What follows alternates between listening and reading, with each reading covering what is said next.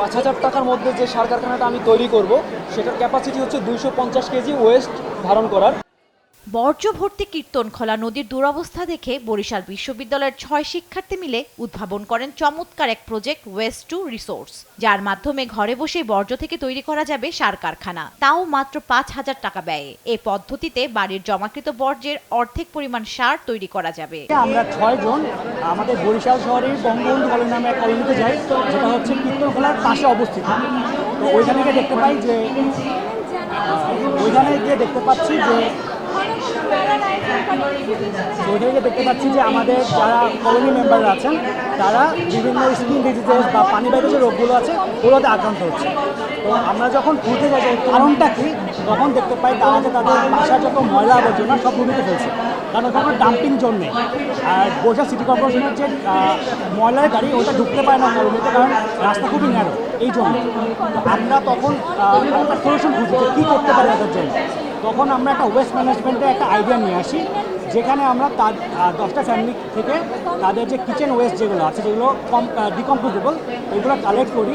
ওগুলো দেন হচ্ছে আমরা একটা প্ল্যান্ট তৈরি করি, যেখানে আমরা ডাম্প করে এগুলো 2 মাস আমরা ওখানে রেখে দিই, ওগুলোকে শুকাই, দেন এখান থেকে একটা কম্পোস্ট সার আমরা পরিণত করি।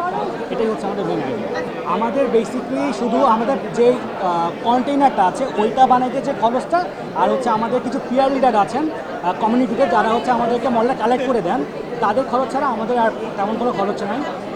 আমাদের হচ্ছে একটা কন্টেনার তৈরি করতে প্রায় 3,3600 টাকা প্লাস খরচ হয় ট্রান্সপোর্টেশন সহ।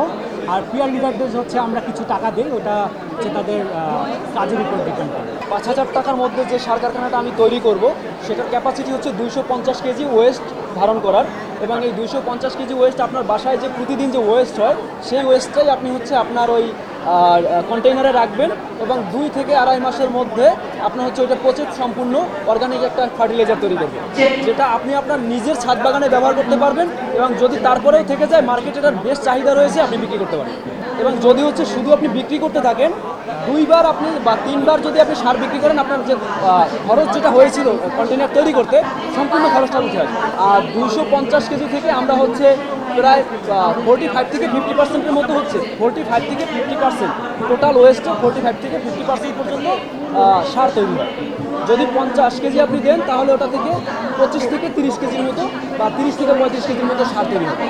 পরিবেশ বান্ধব এবং সামাজিক নানা উদ্যোগ নিয়ে শনিবার সাভারের বিসিডিএমে তরুণ উদ্যোক্তারা জড়ো হয় ব্র্যাকের কার্নিভাল অফ চেঞ্জ 2024 উৎসবে।